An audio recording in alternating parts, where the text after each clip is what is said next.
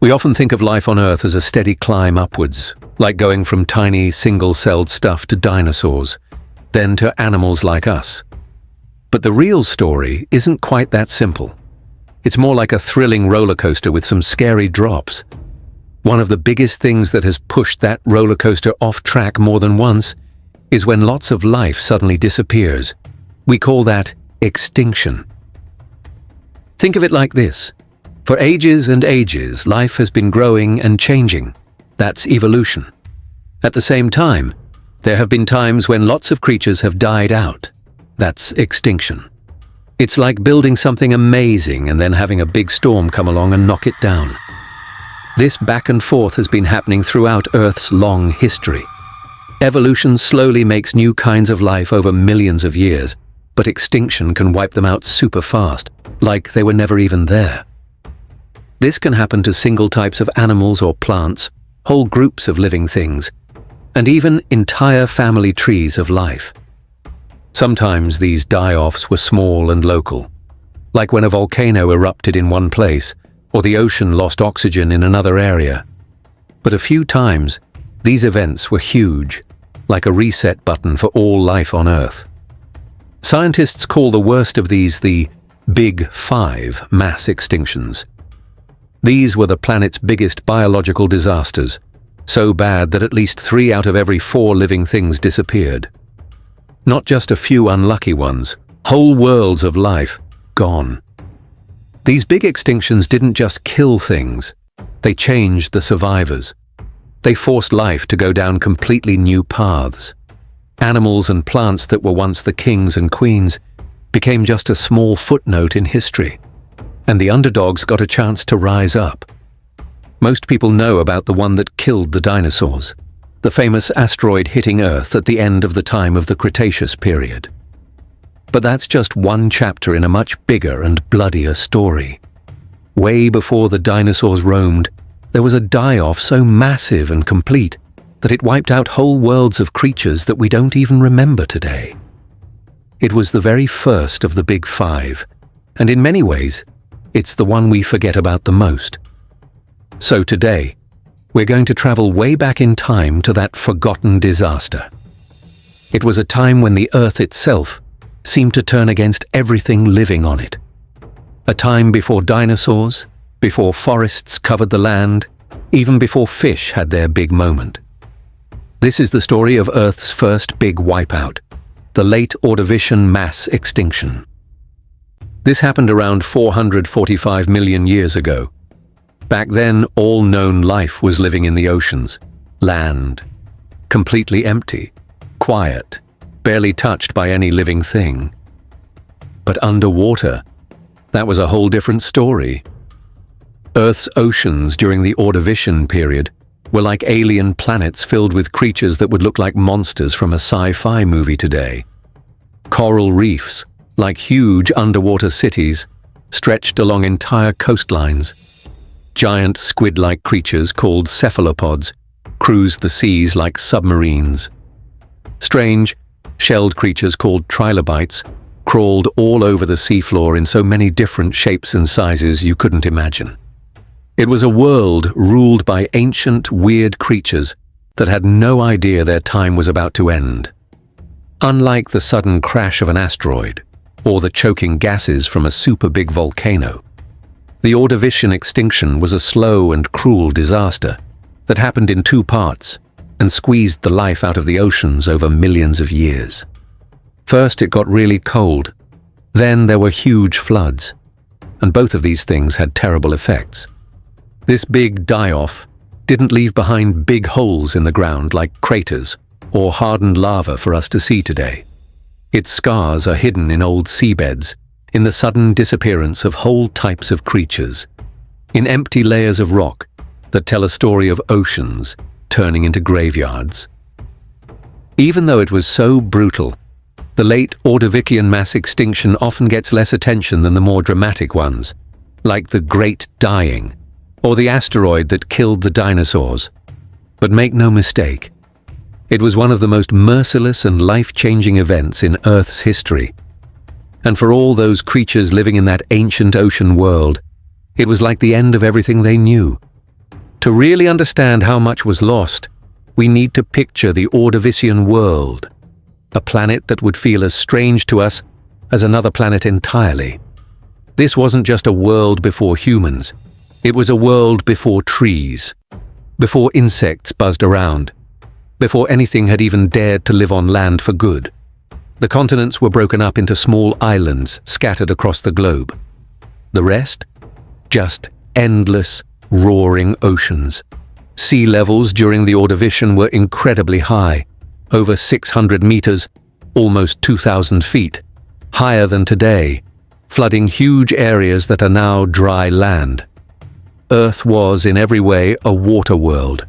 The seas were full of creatures that looked like they came from a bad dream or another planet. Corals had already started building massive, sprawling reefs that stretched for hundreds of kilometers, forming the base of the underwater food chains. The oceans were ruled by cephalopods, especially the scary endocarids, ancient relatives of squids and octopuses, some of which grew over 30 feet long. They had hard shells, strong arms, and a super sharp beak that could crush anything unlucky enough to get in their way. Trilobites, which had been around and successful for a long time, crawled across every bit of the ocean floor, in every shape and size, doing all sorts of jobs from cleaning up scraps to hunting other creatures. Eurypterids, the famous sea scorpions, some as big as people, hunted in the shallow waters, eating anything smaller, even each other. Fossils of their poop even tell a gross story of them eating their own kind. And if that wasn't weird enough, the oceans also had conodonts, strange eel-like things with what might have been the sharpest teeth ever. Teeth so fine, they made a human hair look like a tree trunk. They were everywhere in the ocean, so you couldn't avoid them. And then there were the radiodonts, ancient monsters with bodies so strange they looked like drawings from a scary sci-fi movie. Some just filtered food from the water, but others were fierce hunters that could tear apart their prey in nasty ways. These creatures weren't just barely hanging on. They were thriving in one of the most diverse periods in Earth's history up to that point. And maybe the strangest thing of all, at this time, Earth might have had rings around it like Saturn. Some scientists think a space rock was ripped apart by Earth's gravity, creating a ring system that hung over the oceans for millions of years, all while the planet was being hit by meteor storms 100 times worse than today, making fiery streaks across the night sky. It was a planet that looked nothing like the Earth we know now, a planet that felt more like a scary space story than a familiar home, and it was all about to come crashing down. Because for all its amazing life, the Ordovician world had one big problem. It was fragile, and when the planet's conditions changed, it fell apart like a stack of cards. Big die-offs rarely have just one cause. Usually it's like a perfect storm of bad things happening at the same time, pushing life over the edge. And the late Ordovician extinction was no different. What exactly caused it is still one of the biggest mysteries in Earth's deep past. But even though we don't have one clear answer, scientists have put together a scary puzzle of possibilities, each one more unsettling than the last. The main idea that most scientists agree on is that there was a super big ice age, called the Hernantian glaciation. It seems to have started suddenly. Huge sheets of ice began to form, covering much of what is now Africa, South America, and North America. At its biggest, these glaciers held 10 times more ice than Antarctica has today, locking away a massive amount of water. Because of all this water turning into ice, sea levels dropped by over 120 meters, almost 400 feet. Huge areas of shallow seas turned into dry, empty land. Coral reefs, which were full of life, crumbled into piles of dead rock. Whole underwater ecosystems suffocated as their homes disappeared almost overnight. And the world got really cold, at least 8 degrees Celsius, about 14 degrees Fahrenheit, colder than anything the ice ages with woolly mammoths could even imagine. It wasn't just a bit chilly, it was deadly. As the ice grew, the oceans suffered a quiet, unseen death. the amount of oxygen in the water dropped a lot, especially in the deep parts. This created huge dead zones where nothing could survive. This global loss of oxygen choked out countless creatures that needed oxygen-rich water to live. And some scientists think it might have been even worse. There's evidence that poisonous metals, like mercury, might have seeped up from the seafloor, poisoning the food chain from the bottom up, like a chemical disaster that wiped out whole ecosystems. But it might not have been just Earth's problems. Some scientists point to a lot of meteorites falling to Earth during this time, maybe from a broken-up asteroid belt, or even from Earth briefly having rings.